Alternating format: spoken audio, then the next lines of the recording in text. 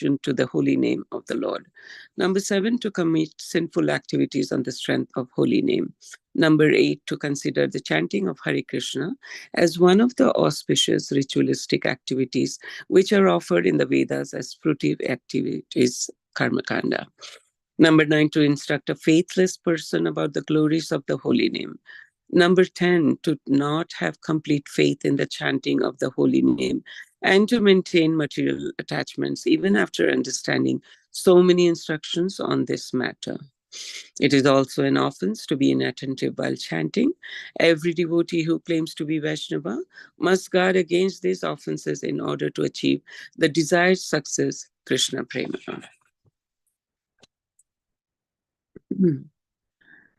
I thank once again everyone for joining this conference call today.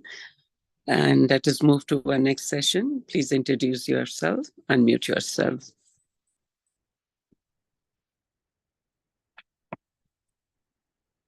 Devotees, please unmute yourself and you can introduce. Hare Krishna, Aditi Mataji, Dandavat Pranam, all glories to Srila Prabhupada. This is Vinita Gandharvika Devidasi from College Station, Texas. Thank you so much for your service, Mataji. Hare Krishna.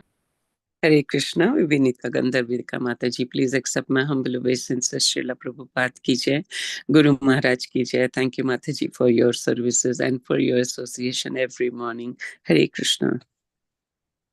Hare Krishna Mataji, please accept my humble obeisances. All glories to Srila Prabhupada and Sri Guru and Sri Gauranga and all the assembled devotees. This is Yashamati Priya Devidasi from Chicago. Hare Krishna, Yashmati Priya Mataji, please accept my humble obeisances. Srila Prabhupada ki jai, Guru Maharaj ki jai. Thank you, Mataji, for joining every morning. Thanks for your association. Hare Krishna. Hare Krishna. Hare Krishna, Aditi Mataji, Dandavat Pranam, Srila Prabhupada ki jai, Guru Maharaj ki jai. This is Shamaguri Devidasi from Charlotte. Hare Krishna, Shamaguri Mataji, Dandavat Pranam, Srila Prabhupada ki jai, Guru Maharaj ki jai. Please accept my humble obeisances. Thank you, Mataji, for all your services. Thank you for your association. Hare Krishna. Mataji. Krishna Aditi Mataji, Dandavat Pranam to you and all Vaishnava. Srila Prabhupada, Srila Gurudev ki jai. Vrinda. Hare Krishna, Vinda Mataji, please accept my humble obeisances. Srila Prabhupada ki jai, Guru Maharaj ki jai. Thank you, Mataji, for your chanting and for your association every morning. Mataji, we are missing you. I don't hear your name every day. Vrinda Gopika Mataji.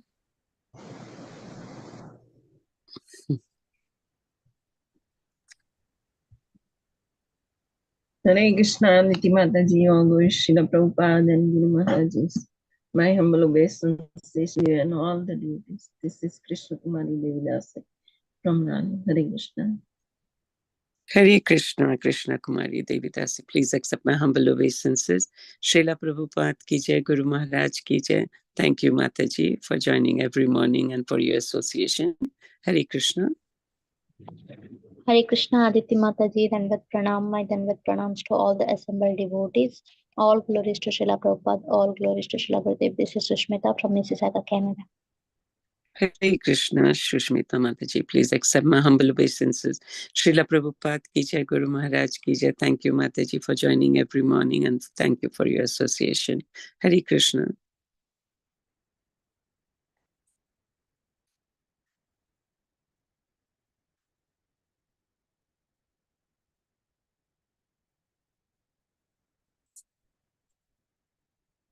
Okay, let us move to our next session. Hare Krishna. We are very fortunate to have His Grace Keshavanand Prabhuji this morning to enlighten us on the topic of Srimad Bhagavatam. And before we move forward, I would like to introduce Prabhuji, and this is a brief introduction for him. His Grace Keshavanand Prabhuji. His Grace Dr. Keshavanand Prabhuji was a professional doctor for many years, and he is now a practicing monk.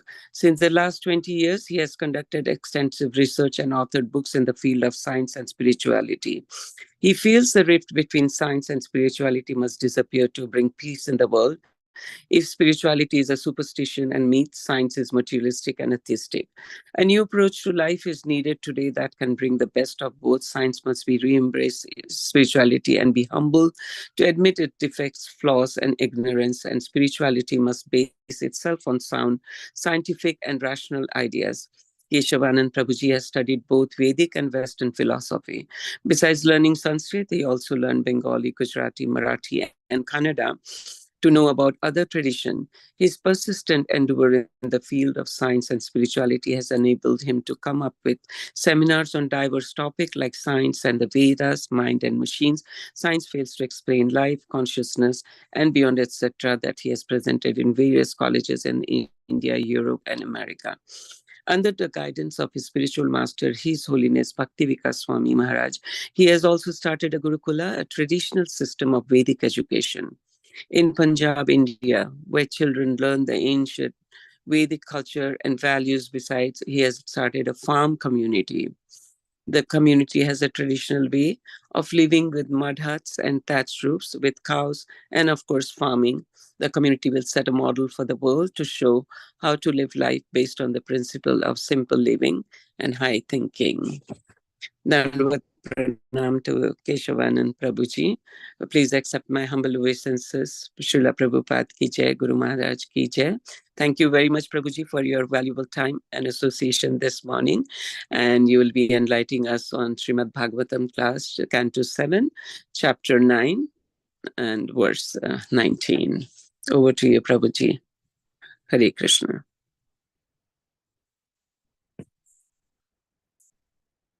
Hare Krishna. Hare Krishna. Okay. So let's do something.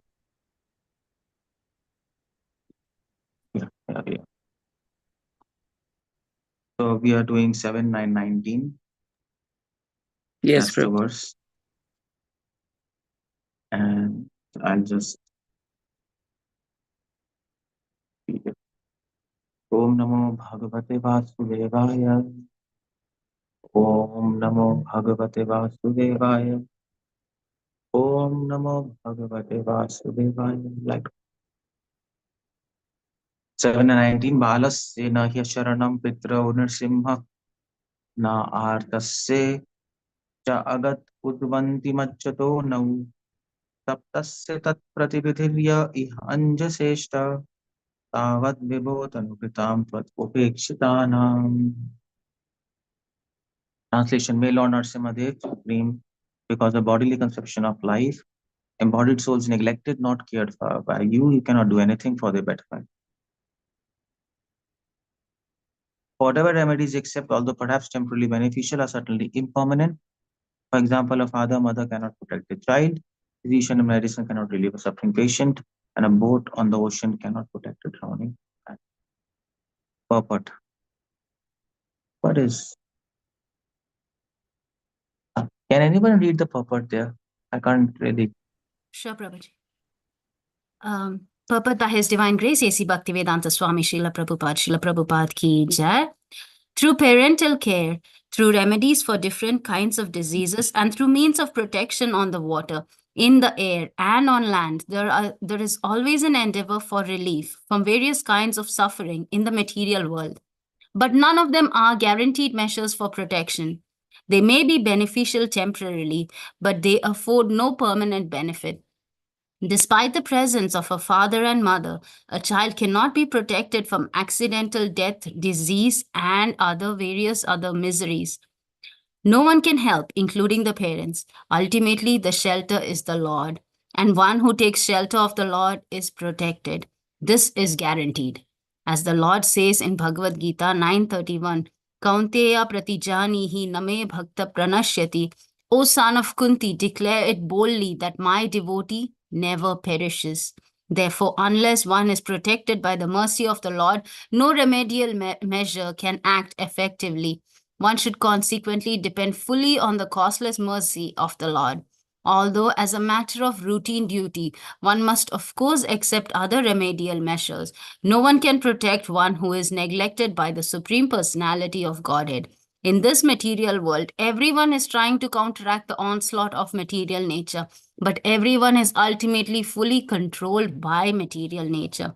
Therefore, even though so-called philosophers and scientists try to surmount the onslaught of material nature, they have not been able to do so.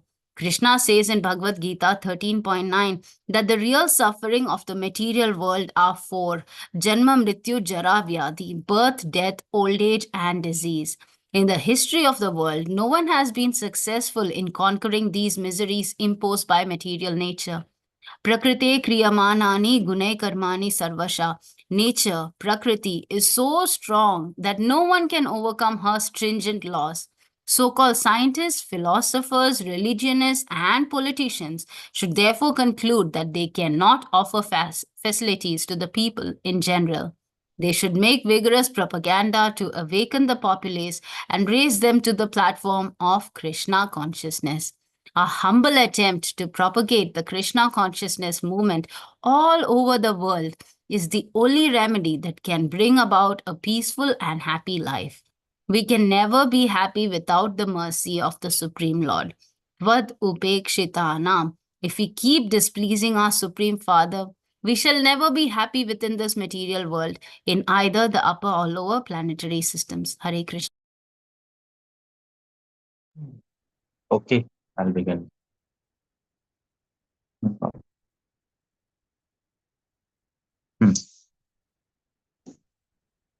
So, Om Jnanatimirandasya Jnananjana Chakshurunmilitam Yena Tasmai Shri Namah Nama Om Vishnu Padaya Krishna Prasthaya Devi Vedanta Swami Namaste Saraswati Devi Gaurvani Nirvisheshwami Ashtan. Okay, so we are discussing 7, 9, 19. Now, Prahlad Maharaj is the most important word here is Tvad Upekshita Nam. That's the word here which is important to understand. Krishna is saying, Prahlad Maharaj is saying, anybody, Upeksha means neglect, and the opposite of Upeksha is Apeksha. Apeksha means the hope of being accepted. So, Upeksha means neglect. Prahlad Maharaj is saying, anybody who is neglected by you, Tvad Upekshita Nam, you can never be happy in this material. Now, the question is, who will Lord, neglect? I mean to say, we have heard God is very merciful. He forgives, and his whole agenda, whole mission is to accept humanities and not neglect them. That's what he is by nature. But Prahlad Maharaj is saying those who are neglected by you. So who are these people who are neglected by him, and why does he neglect? Why doesn't he take care of them? So Prahlad Maharaj is saying, well, who is neglected? Tat pratividhir tavat tanubhritam. Tanubhritam is a word which is like, tanu means body, bhritam means who have accepted the bodies. Or bhritam also means in Sanskrit burden, who carry the burden of their bodies as if their bodies themselves. That's tanubhritam. Bhrit means to increase also. Bhrit. So tanubhritam also means people who are entrusted to increase their bodily actions, increase their bodily desires, whose whole agenda is there. As far as we are devotees are concerned, we are also afflicted. We are also affected by materialistic desires. We also have we are like new sadhakas, all of us. We also have bodies. We also have attachment. But our whole agenda is not to increase. Our agenda is to decrease. We are trying to get rid of bodily conception of life or bodily attractions. But the whole agenda is to increase their empire, their materialistic bodily empire. That's the whole point. So these people are neglected by God, by Krishna. Tvad upekshitanam tanubhritam, tvad upekshitanam. Now, obviously, the question is why Krishna rejects them? Krishna should accept them. I mean to say, or if he doesn't accept them, at least he should help them. Neglect is a big word, isn't it? Neglect means you don't accept, you don't reject. You just forget them. That's all. That's in fact, in scriptures, there are 18 types of punishment given. And out of 18 types of punishment, the worst punishment is neglect. Upeksha. This is mentioned Kamandaki Smriti, Kamadaki Niti Shastra. And there's also Manusanta also. So neglect, that's a big thing. Why does God have to neglect these people? He doesn't accept, he can help them. That's all, he can guide them to get over all these attraction, materialistic body of life. And Krishna does that. That's why he takes incarnations, he sent his devotees. I mean, so all this, Prabhupada, Christ, Muhammad, all of them are like prophets, and they come to help humanity to get over their materialistic affections and afflictions. So, but here Prahlad Maharaj is saying neglect. That's a big, I mean to say, let's say, a big statement to make as far as God is concerned. In any other religious system, theistic religious system, Islam, Christianity, they will never understand what this means. They might understand um, because there is a system of, there is, even in Christianity especially, when Christ was crucified, what he said? He said, "Oh my Lord, don't reject me." Rejection is something, but neglect is far superior to that. It's painful. So what do you do?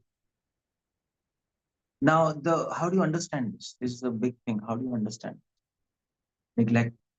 So the only way to understand this is God neglects them. That means he doesn't interfere in their lives. That's the whole point. He's not interested in them directly. And he will never show that he's interested in them directly. Even if he is. I mean to say, if we are sons of God, if we are Mamaya Vamsha Jeev Loke, and if he's a father and mother, as Prabhupada says in the Prabhupada, then this means that mother and father, they can never neglect their children. It's impossible. No matter how much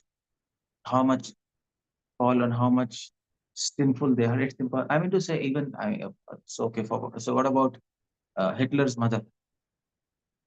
He was like, Hitler was like, it was like out of blue. But actually, his mother used to visit him. If you read his life history, I read, that Dushesh, what that name. So he writes, my mother used to visit me. Hitler writes, my mother used to visit me, and whenever she used to visit, like whole Nazi camp where Hitler was taking, it was like shivering that Hitler's mother is coming. Hitler himself was saying, "What should I do? Just do this, do this, do this. Make everything nice and this and that." And he was fearful of his mother. What do you do? So she used to visit him. I mean, she knew what kind of son he is, but nevertheless, she can't neglect him. So God can never neglect us. It's impossible. Devotees, non-devotees, he can't do that. But he can show, like, he can put a show. That's what is happening. Prahlad Maharaj is saying, Krishna is not really neglecting you, but he can put a show of neglecting. Just like parents might say to their children, to their son or daughter, from now don't talk to them. If they're two spoiled brats, they might say, don't talk to us. We will not until unless you don't come on the right path.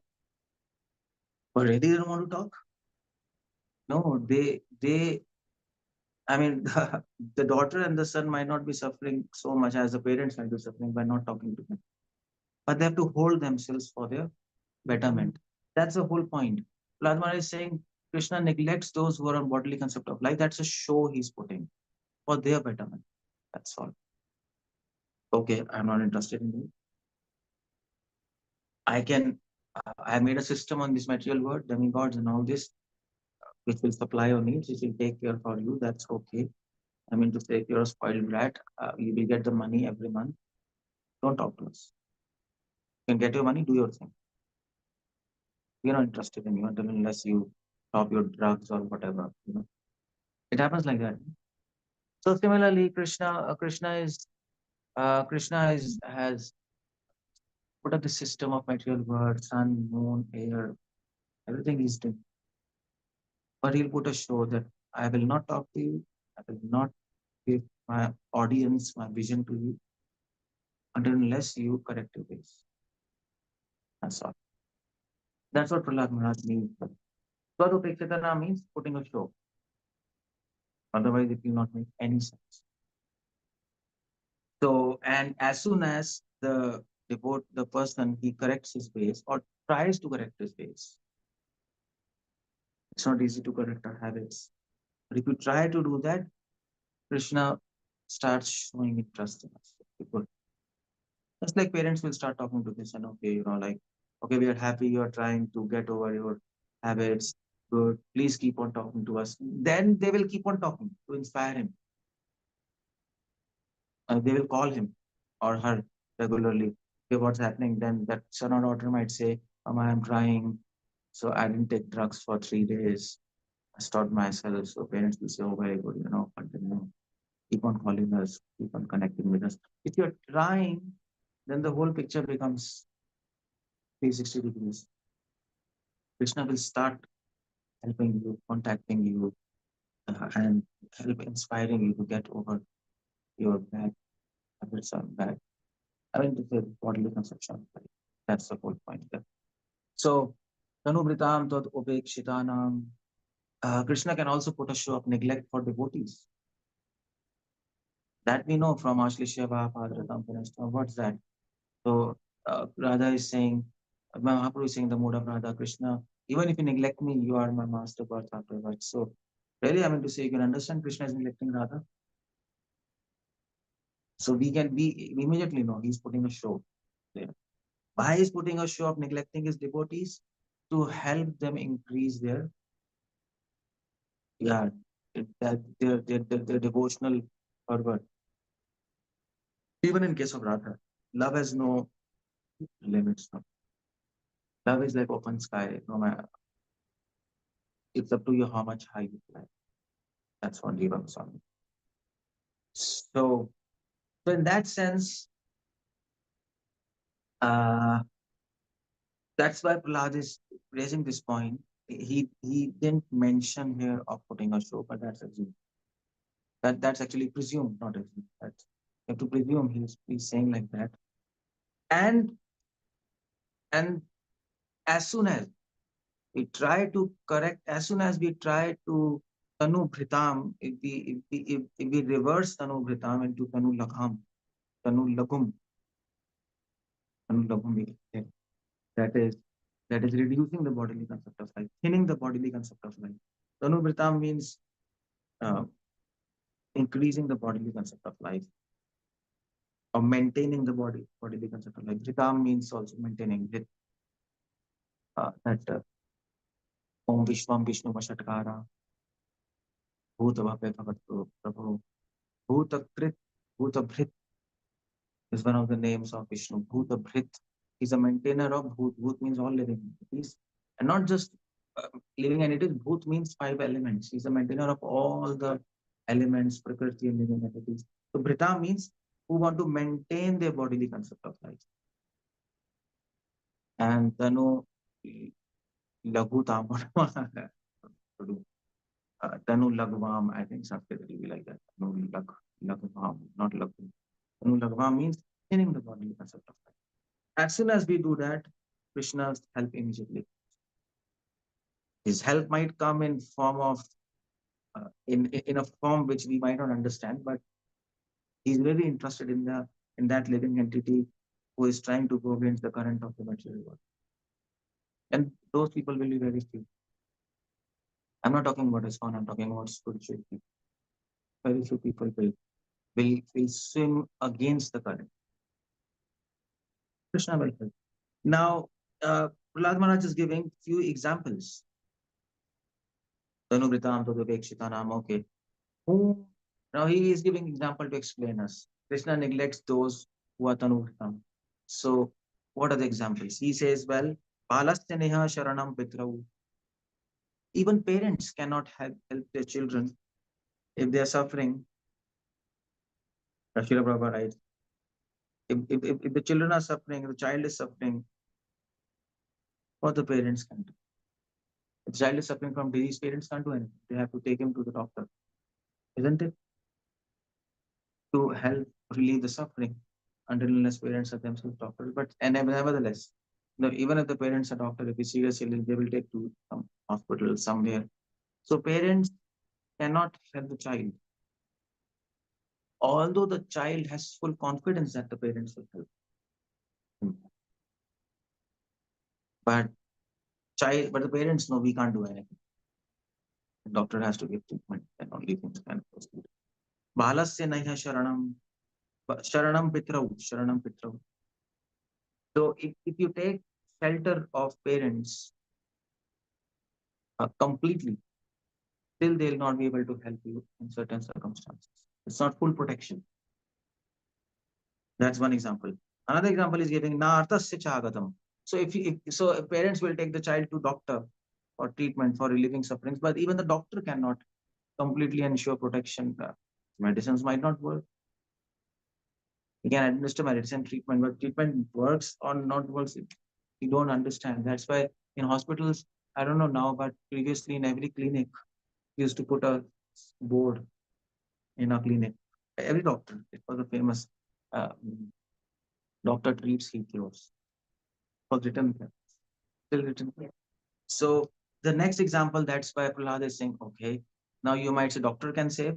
No, narthasya chagatam. Even if you take to doctor and even if you surrender to doctor, doctor do something, do whatever you want, he'll pay you. Still, doctor will not be able to save you. That's not 100% protection, by the way. So then you might think what to do, what can be done. So then you might think, okay, let's do something. So let's take our child. Doctor cannot do, we cannot do anything. So let's take a child to somewhere, across the earth, to some expert who so the parents will go anywhere and everywhere to help the child, isn't it? Anybody who says anything, they will be okay, I can help you, they will be there. Okay, you can go to some peer, they will be there. You can solve some tantric, they'll be there. They'll do something, they can't sit quiet. So in the hope that that person will help the child. But Prahlad is coming with third example. What's that? Udvanti majjatauna. Now means nauka, boat. Udvanti majjato. A boat on the ocean cannot protect a drowning man. So the parents are traveling around the earth for a hope to get relief from the suffering. But the boat on the ocean cannot protect a drowning man. The idea is the child is drowning, going to die, and the parents are taking them in a boat across this ocean of suffering, here, there, here. But the boat cannot protect. Nobody in this world will be able to give full 100% protection to that child. If Krishna doesn't want, that's the last line, full stop. If Krishna doesn't will, the parents will be able to protect it. They will not be able to do it if it's against his wishes. If he wills that doctor cannot do anything, nothing will work. If he wills that nobody will be able to help him or her, then he's going to do it. And that's what Prahlad says. Okay, sometimes some temporary relief can happen, but they'll not be permanent relief. Doctors can get treatment, you can get over diseases, but again, disease will come. You can go to so many people for some adjustment. They can adjust something, but again, you will become disease. And that's why it is said in all scriptures that miseries, we should welcome miseries because they help us to grow stronger and better than. So, but that will only happen if you're sheltered under Krishna. You're sheltered under Krishna, then that miseries will help you to grow. If you're not sheltered, you're not taken shelter of Krishna, and the miseries will break you. It will not help you to grow. It might help you to change your mind that I should take shelter of God, but otherwise it will break you. So that's what Prahlad is saying.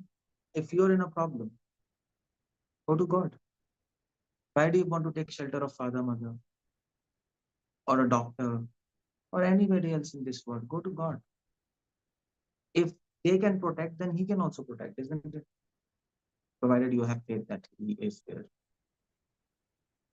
And if He doesn't protect, He will not be able to protect. It's impossible.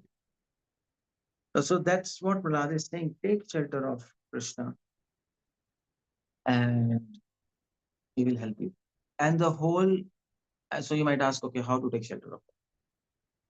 So well, you have to chant the holy names. That's one thing.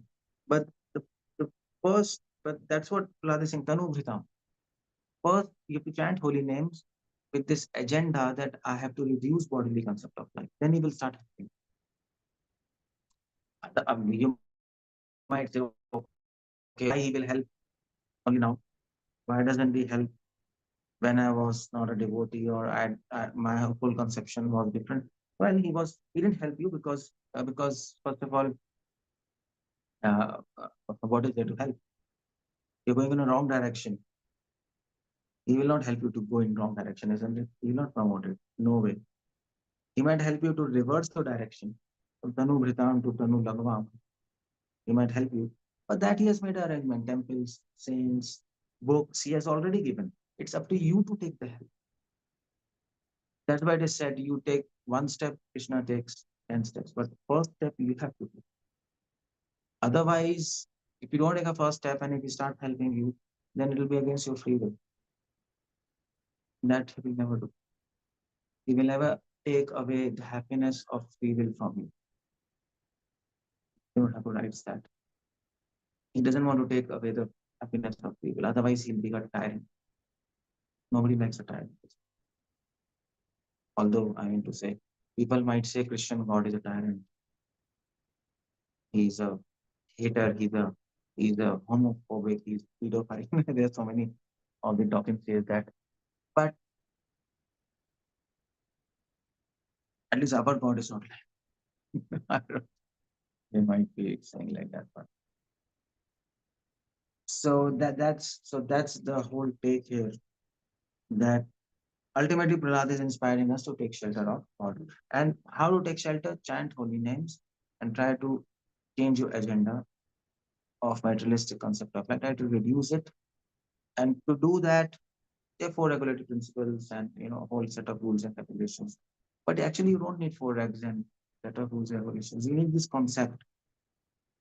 I don't want to increase my materialistic concept of life. Automatically, everything will fall off. Yeah, automatically everything will fall off in that. You don't have to really think of this. It doesn't happen like that. And on the other hand, even if you follow rules, but if you don't have this concept of reducing bodily concept of life, nothing is going to happen because that's what Krishna wants. I mean to say, if you're not trying to reduce, you're trying what is important because nobody is perfect. We are all not perfect. We all have pitfalls and we fall down. We all have our weak moments, all of us. But Krishna knows that. Krishna is like, we are not the first person he's dealing with. He has dealt with millions and millions of living entities and he has helped them to go back to him. In Quran, it is said, every second, 60 million souls are liberated from this material. Every second. Imagine 60 million souls are going back to Allah.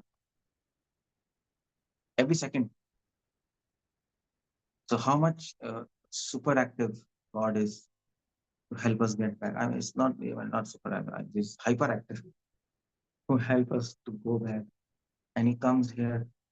His interest to help us get liberated is actually beyond imagination.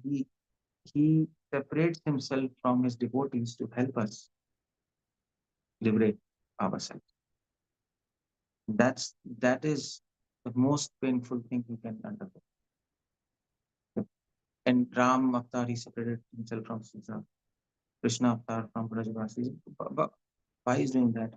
To help us understand what is their love. Because when devotees are separated, their love is multiplied 1,000 times and it comes out. And then we can see, oh, this is, we can understand, go. But you can imagine how much painful it is for him. Nothing is painful for him except being separated from his devotees.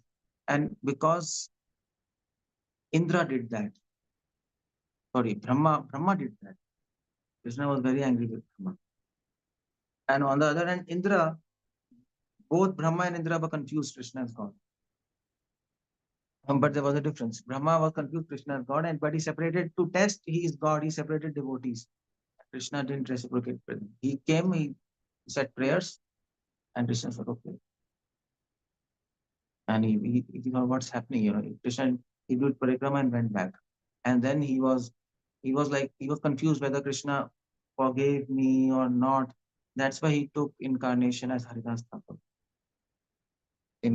Like he prayed to Vishnu that please make me take birth in a Yavan family so that I don't get fried. But Indra also wanted to test Krishna as God, but he actually not separated. He somehow Krishna came with his devotees together. And Krishna was happy. Indra came, he accepted his prayers and all this Abhishek and all this. He did that. And Indra was okay. So, and that is why when you remember God, remember him with his devotees. When you glorify him by adding the name of his devotees, Yashodanandan, Gopijana Vallabh, he'll be very happy. So,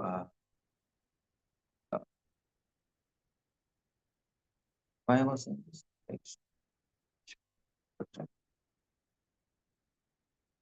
So anyway, yeah. So what I was saying is that that Krishna is hyperactive to actually help us. Now, rather saying neglect, but that's simply a show. He's hyperactive. He to actually help living entities in bodily concept of life. He takes incarnation and he separates himself from devotees. It's the most painful thing you can do, but that's the way to help us understand what's love, and he does that. So our job is to reciprocate with. If you understand what he's doing for us, if you understand what he's doing for us, then we'll be forced to reciprocate. Of course, of course, we might trip and fall down, but we will again get up and try to, let's say, crawl in devotions towards God. That's what we'll be doing. So that's what Prahlad is mentioning here. Some few points here. Srila Prabhupada is also mentioning one more point here, that we should make vigorous propaganda to awaken the populace and raise them to platform Krishna consciousness. Now, if Krishna wants everybody to get liberated, that's the whole point. Bhogartham, mokshartham. Then our job is to help him as servants of him. And that's what Prabhupada is saying, missionary activity. Help him to reclaim the souls back. That's what it is, reclaim the souls back from the birth. And that we should try to do as far as possible. Directly, indirectly, whatever is the case. And then we can actually serve Krishna in the best capacity. So, but some sects might not like this missionary activities because their whole argument is, well, first deliver yourself, then they'll help to deliver others. If you can't deliver yourself, then how will you deliver others?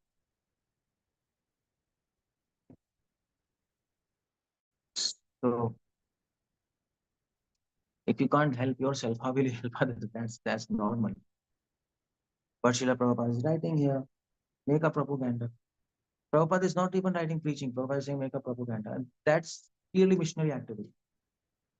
Prabhupada is interested in missionary activity. And we have seen in the history, missionary activities are not done by perfected people. Even Christianity, Islam, all people like who came in the enfold of Islam and Christianity in the early periods.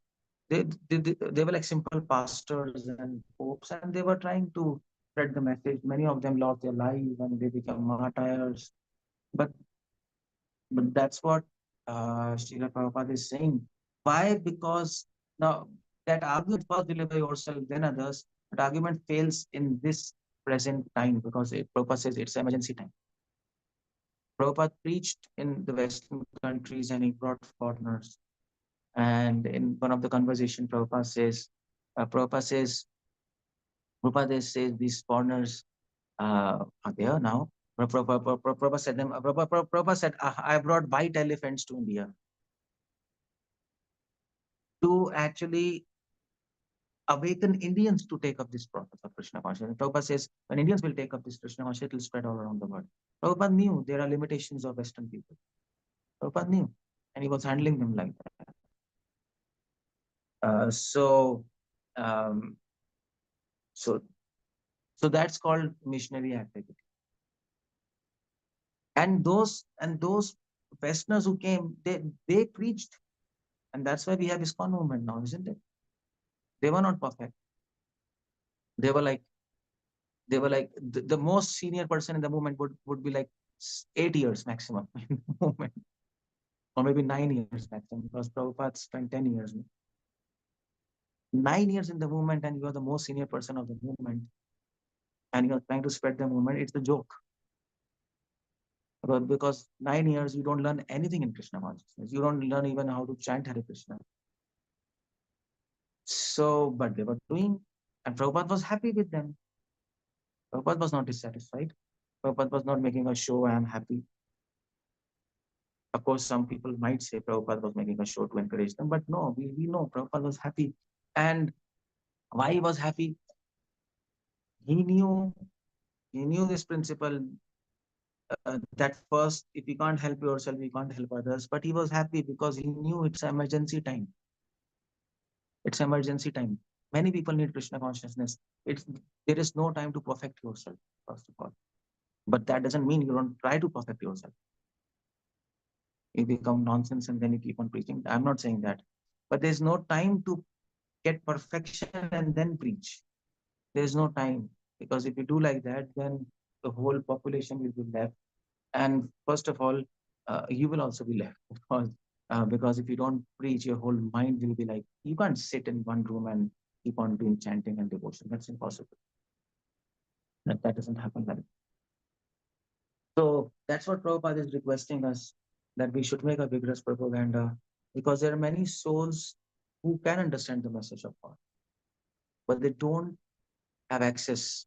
They don't know what's right, what's wrong, especially in the age of internet. There's so much confusion. Somebody's saying something.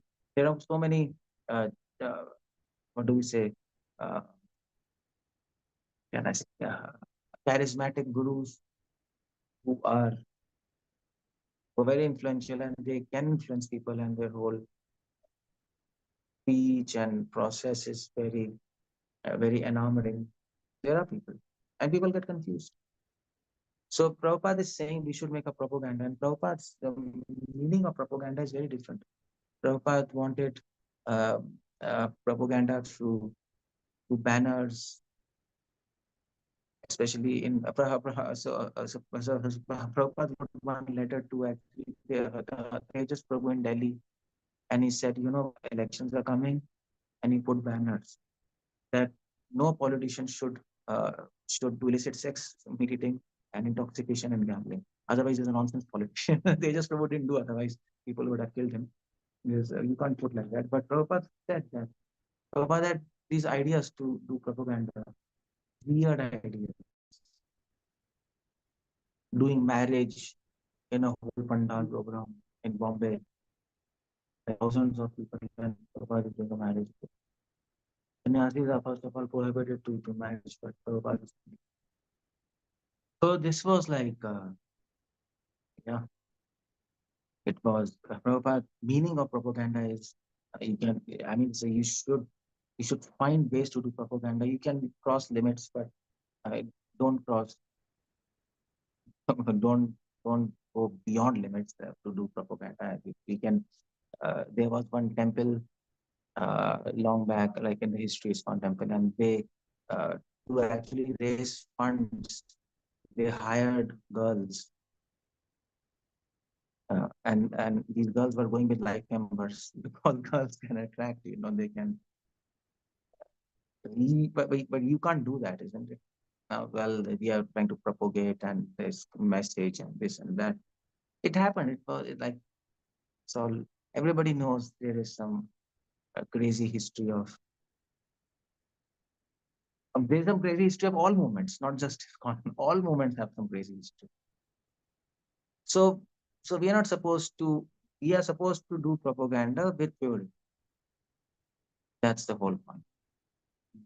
We are supposed to do propaganda with some sensible, with some sense that we don't break our philosophy in the matter of doing propaganda. We don't deviate from our philosophy. Otherwise, all ideas are welcome. Until unless the message is conserved, until unless the message is as it is, you can devise any technique of propaganda. But if the message breaks, then that's the then that will then the whole purpose of propaganda is lost, isn't it? You're trying to do propaganda of the message, and here you are doing something which actually breaks the message and going against the message. Who will accept the propaganda? Nobody is going to accept it. So that's what Prabhupada is saying here. Try to propagate Krishna consciousness. Otherwise, there'll be many people who will be vouching to save you, to help you, especially your relatives and your friends. Nothing will actually, in ultimate sense, nothing will help. Nothing will work at the end. At the end, you have to come to God. And if you don't do that, then Krishna also has some ways to help you understand. See, I am the only one who can help you. But now that doesn't mean that you don't go to a doctor. You don't respect your parents. Then somebody can read this. Oh, okay, Papa, me, your demons get lost. You don't want to take that. Or your father, mother will say, okay, my dear, okay, we can help you. And God is there. You can't do that. That doesn't, this verse doesn't give you a license for that. You don't respect your father, mother. You don't go to a doctor, or if you have some problem, you don't search for some person for help. But the idea is, you respect father, mother with a conception that it is that God is, that actually you're respecting God in the who are there inside their hearts. You can take treatment from God, from doctor, but you should have this idea that the medicines which doctor is giving, the power to cure you is from God, and the doctor is also, by the mercy of God, you are able to approach that particular doctor who is trying to help you. It's all the background director is God. That's what you have to remember. The invisible hand of God. It's said like that. That you have to see. Then no problem. So father, mother, doctor, or anybody else, God is trying to help you through them. That's the whole idea. Then that's the whole picture. Then you are sheltered. Then you are sheltered, because some devotees, you know what? Some devotees, they don't take medicine. They don't take treatment. They say God will help us. They're completely shattered. I was not, I mean, there are, I can tell you on my fingers, and these devotees, then they had a lot of health problems, and because Krishna is there, he'll take care of us. But that doesn't happen, because that can happen, but the whole problem is our philosophy is we don't want to take direct help from Krishna. We are servants. We are not. We are servants. We are not suckers, isn't it? So as a servant, we want to give him. We don't want to take. So Krishna, we want to serve you. We have some problem in our life. We will sort it out ourselves as far as we can. And we know that that whatever facilities we'll get to sort out our problems, that you are providing us indirect by your causeless love. Even if we don't tell, you are providing them. So we are thankful to you. But as far as we are concerned, we'll never ask you directly in your face, please help us to get over our disease. That we'll not do, because we don't want to disturb you. That's love. As far as possible, if I mean to say, if you're in a terminal stage of some disease, serious disease, cancer or something, then you can ask. If nothing is working, then what do you do? Then at that point, you can ask Krishna, please help me. At that point also, you should not ask Krishna, help me. You should tell him that you give me intelligence, and in return, what's a solution. And I will try to sort it out myself. That's all. So that's how devotee, that is what is the relationship between devotee and Krishna. And that's what Prabhupada says, preach. You practice this and preach it. Try to practice and try to tell others. Maybe other people, others whom you preach, they might advance more than you. And that happens in our movement so many times. So many devotees, they tell us what to do. And after some time, that devotee is like not doing much, but the devotee who preaches, he like advances like beyond, he advances much more than the person who's preached him. It happens so many times. So that's the whole point there. This is what Prahlad Maharaj is saying. Hare Krishna. Anybody wants to ask anything? Hare Krishna, Dandavat Pranam Prabhuji. Am I audible? Well, thank you so much, Prabhuji, for enlightening us today. And with your permission, let's go with the question answer session. Yeah, you can. Somebody can ask the question, but just give me a minute. I just need Yes, a minute. Prabhuji. Yes, Prabhuji. Dear devotees, if anyone have question, please raise your hands.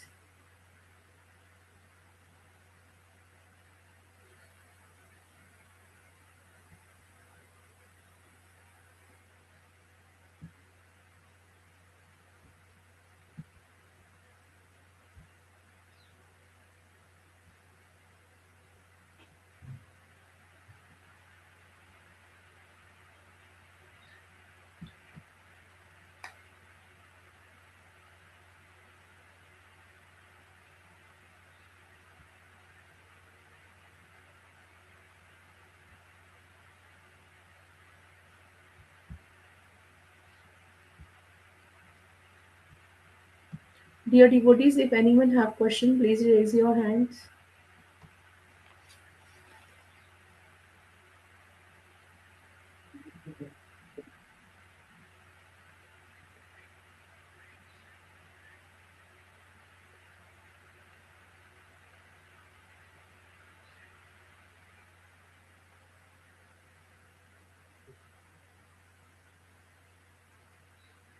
Yeah, you can ask now.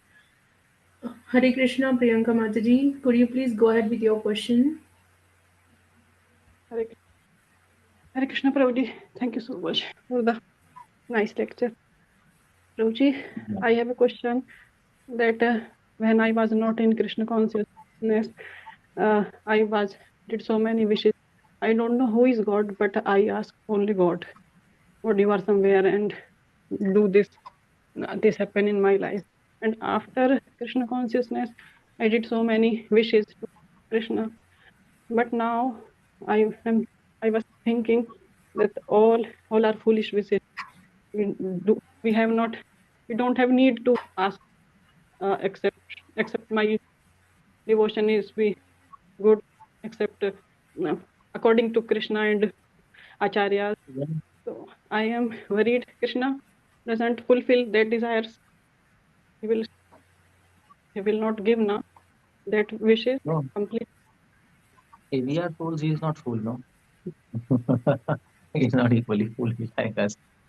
He knows we were doing foolishness. He doesn't do that. He doesn't fulfill desire. That's why people go to demigods, no? Krishna doesn't fulfill desires. So people don't worship Krishna. People go to Durga, Shiva. Krishna is known not to indulge you more in materialistic desire. Okay, thank you very much. And one more thing, you said somewhere, Prabhupada says in Bhagavad Gita, Utsaha, there are many things for Utsaha. And you said external cleaning and internal cleaning. Both are is needed for Utsaha, enthusiasm. I'm asking what is external cleaning, how it give us Utsaha or enthusiasm? Well, if you remain clean, you will be in mode of goodness, no? Everything is unclean around you. It's like tamogun, and the mind becomes like goes down. External cleanliness is mode of goodness. We take bath, we keep our surroundings clean, and then we remain enthusiastic. Our mind is peaceful and happy, and we can do devotion properly. That's why.